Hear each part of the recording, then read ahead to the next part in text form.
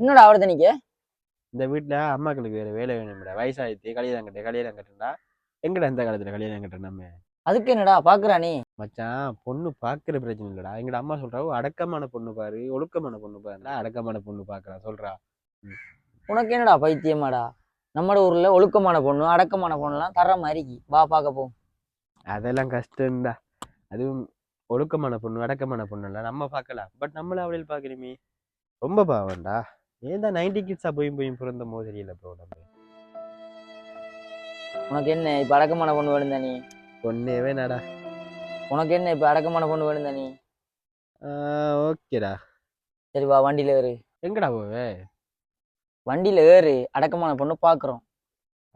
எங்கடா மச்சான் அடக்கமான பொண்ணு பாக்குற?